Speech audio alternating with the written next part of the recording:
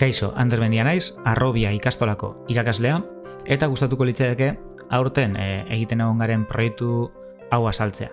Proiektuari ditu diogu triajeko simuladore baten ekoizpenean egindako grafikoen prozedura eta pipeline berrien ikerketa. Eta hortaz datza, ez? Egon gara simuladore bat egiten, eta simuladore egin bitartean saiatu gara grafikoen inguruan, 3D grafikoen inguruan, ikerketatxu batzuk egiten. Triajea, frantsesetik dator, esan nahi dago atondu, eta Napoleonen gudetan hasi izan erabiltzen, gaixoei larrialdiaren arabera kasu egiteko. Bueno, eta gure ospitaletan badauz arazotxu batzuk, eta horien artean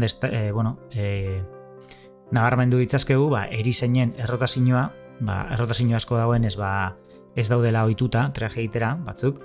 Triajea formakuntzarik ez dagoela, normalmente triajean bertan egiten da formakuntza. Protokolo ezberdinak dauzela, ospitaletik ospitalera, eta badauz ospitalak non kasi ez dagoen protokolorik eta erizainak berak hartu behar dituela erabakiak. Ospitaleko errekurtzoak ezberdinak direzela eta limitatuak, bai? Eta triajearen okerraren emaitzak. Triaje okerre batek eroan dezake gaixorik dagoen pertsona bat hiltzera, ez? Momentuan ezaiolako atenditu. Basurtuko ospitala. Basurtuko ospitala gaur egun lan egiten dut Manchester metodologian oinarrituriko triaje modu baten, eraldatu izan dana. Gero ere aipatzea, han erabiltzen dutela triaje osabide global software bat triajea egiteko. Software hau badago erabiltzeko edozein ospitalean Euskal Herri mailan, Osakietzako ospitalean, eta Basurton bertan diseinatu zen, bai? Importantea da jakitea, ze guk programa hau errepikatu behar izan dugu gure simuladoren barruan. Gero konturatu gara, existitzen diren simuladoreak ez direla inmersiboak eta gainera ez daude bideratuta ospitaleko larrialdietara. Hauek gara proiektuan lan egiten egon garen pertsonak. Hemen ikus dezakegu simuladorearen itxura. Oraindik pentsatu behar dugu egiteke dauzela gauza asko, eta grafikoki ikertu ditugun esparru batzuk ondino integratzeko daudela. Gainera, menuak eta zelan ikusten diren ere aldatzen ari gara. Gure helburuak zeintzu dira. Triajearen entrenamenderako VR simulatzaile bat egitea, bai? Pentsa datu behar dugu simulatzailea izango dela inmersiboa. Norentzat da, aktiboan dauden erizainentzat, erizaintza ikasleentzat, eta erizaintzako zainketa lagungarrietako teknikarientzako, hau lanbide heziketako zikloa da. Ikerketa aldetik zeintzuk dira helburuak. Gehien bat offline renderizadoretik real-time renderizadoretara doazen artista bientzako, ez? Adibidez, gure zikloko ikasleek arazoak dituzte pasatzerakoan Arnold bezalako renderizadore batetik Unityko renderizadorera. Hau da, Unityko renderizadorea pentsa behar dugu dala denbora realean, eta Arnoldekoa dala offline. Bai? Eta horrek arazo batzuk dakaz. Ikertu beharreko hildoak. Unityko azken bertsinotan argiztapena aldatu da pilo bat, hemen nabarmendu dugu linear eta gama, hori geneukan, eta baina azaltzen dugu zer dan linear eta zer dan gama, hori dana dokumentazioan dago, aurkituko guztia dokumentazioan dago, eta gero gauza importanteak, channel pakina zer dan, eta zergatik optimizatzen dagoen hainbeste, reflexion probak zer direzen eta zergaitik behar ditugun, URP eta HDRP, hauek Unityko modulu berriak dira argiztapena eta kalkuluak definitzeko. Reflection props, light baking, trim sheet, PBR dala gaur eguneko estandarra materialak definitzeko. Eta pizkatzu bat aldatzen dela Arnoldetik Unityra, naiz asko ez izan, baina bai definitu behar dela ondo, texel density zer dan, eta oso importantea da, eta testuren optimizazioa. Basurtoko larrialden arreta gunera junginen, eta hango eskaneak eta egin genuen. Eta, hemen hau da ateratzen den mailadoa, ez da oso mailado fina, baino bai nahikoa gure referentzia izateko, ez?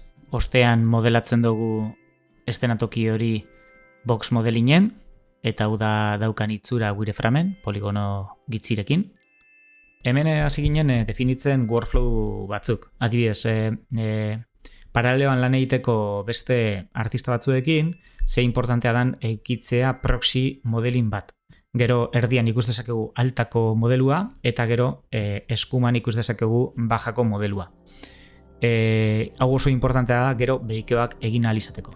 Substance Painterren ekoiztu genituen testurak, eta hemen ikus dezakegu irrei baten bajako artxiboa, gogoratu bajakoa dela, baina hart dezakeen itzura. Eta itzura hauekiko dau offline renderizadorea dalako.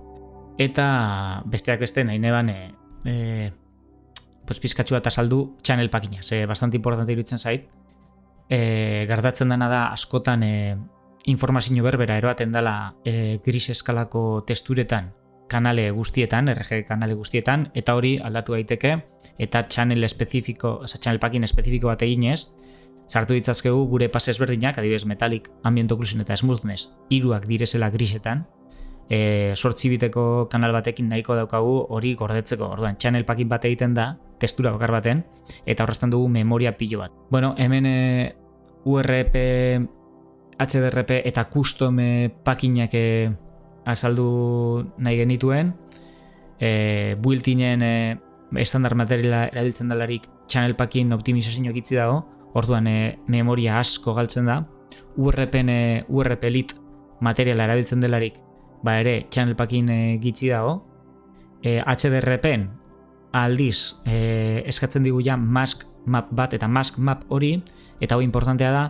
gaur egun, aurkitu dugu hau dela, enpresa guztiek, atzerriko enpresa importanteen workflow bat. Eta gero, bueno, jarri dute modula, edozin moduluan erabilezakegu custom channel packing bat. Eta hori litzateke berena, ¿vale? Vale, porque incluso mask map horrek ez dago aprobetzaten guztiz memoria. Bueno, hemen ere nabarmentzea DXT-ren kompresioa, pizkatzu bat begiratuko dugu DXT kompresio guztiak, eta nabarmendu nahi ditugu DXT bat C eta DXT bost, ze horiek dira gehien erabiliko ditugun kompresioak. DXT bat delarik DXT bat C eta ez A, delarik RGB kanalak eroaten dituen kompresio bat, horiek bakarrik eta ez alfarik, eta DXT bostek badeko alfa, eta gainera badeko alfa horretan posibilitatea gris eskala erabiltzea. Orduan, guk gomendatzen ditugu bi hauek dozein proiektutan erabiltzeko.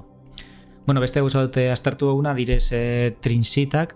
Trinsitak bada testurizatzeko beste modu bat. Orain arte ad hoc testurak egin dugu beti, eta testura hauek lehenago V-ak egin eta gero testurizatu egiten zen. Horrek egiten dagoena da, elementu bakoitzak eduki behar dagoela bere testura propioa. Orduan, zelan egin dezakegu testura bakar batekin testurizateko ingurune guzti bat. Industrian erabiltzen den prozedura bat, eta proiektu honetan ezagutu ahal izan duguna, eta trinsitak dira, ez? Trinsitak, basikamente direz olako txafla batzuk testuranak, non testurizatzen da ondo lerrokatuta, eta zuzen, nahiz eta gero objektuek deformaturik egon. Bai? Orduan prozedura inbertitzen da. Lehenengo trinsita egiten da, planifikatzen da eta trinsita egiten da, eta behin daukagula V-ak egiten direz. Naiz eta gero V-ak bata bestaren gainean egon, edo V eremutik kanpo egon, hala ere proiektzioa ondo badago, balioko luke. Vale? Ez berdina da. Vale, Texel Density, beste arazo nagusi bat ikusten ditugun proiektutan, eta testuren optimizazioa da. Askotan pixeletan pentsatzen dalako eta ez texeletan. Eta zer da texel bat? Texel bat da testura baten proiektzioa objektu baten azaleran. Orduan, pentsatzen badugu objektu horren dimentzioan, orduan testurizatu dezakegu askoz optimoago. Zeratik, adibidez hemen eskerrean ikus dezakegu zelan objektu bakoitzek dekon densidade ezberdina, bai, texeletan, bere objektuetan, hau da, testura zati handiago, bai? Orduan, bata besterekin konparatuta, ez daka densidade berbera eta emon dezake itzura como desorekatua. ez? Igual testura batzuk ikustea desenfokatua, beste testura batzuk ikustea guztiz zorrotz, ez? Ondo enfokatuta. Orduan, egin behar duguna da, dana egotea oreka berberean, dana egotea dentzidade berberean. Hemen eskuman ikus dezakezue, objektu guztiak daukatela texel dentzidade berbera. Orduan, bueno, memorian ja saltzen da, zeintzuk prozedurak hartu behar direzen, texel density hori definitzeko. Bueno, azkenik URP eta HDRP moduluek, HDRP eta URP moduluak izan dira aurtengo, nik uste aurtengo ardatza izan direla, porque pentsatu behar dugu aldatu denez Unity barruan renderizaketa metodoa, URP eta HDRP berri hauekin, aldatzen da dana, ez? Materialak, aldatzen da channel packina, aldatzen da dana. Orduan, lehenik eta behin esatea built-in renderera, dala, por defecto, dakarrena Unityk, hori desagertzen jungo dela, eta bertoki hartuko duela URP. Bai? URP edo Universal Render Pipeline, bastante harina da, pisu gutxikoa, eta balio dau edozein plataformarako, bai? Bere limitak ditu, baina nahiko potentea dago, bastante ondo dago. Gero HDRP modulua, biak pentsatu behar dugu SRP, Scriptable Render Pipelineetik datozela, baina dira bi predefinidu, ez? Bigarren hau askoz errealistagoa da, pisutxua da, bideokontsola berrietarako, aterako direzen bideokontsolatzako edo ordenagailu potentetzako balio dau, baina pentsatu behar dugula bastante kalkulo daukala, bai? URP aldiz bastante harina da eta egokitzen da proiektu askotarako. Argi motak ere definitu ditugu eta aurkitu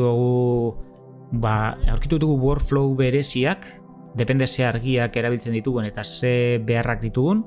Azkenik aipatzea Reflection Probe eta Light Probak. Gure real-time renderizadorean ray tracingik ezin dugunez erabili eta bai posible izango dela hemendik itzira RTX txartel berriak atera direzela eta, baina gaur egun optimoena litzateke Reflection Probak erabiltzea. Orduan, zer direz Reflection Probak?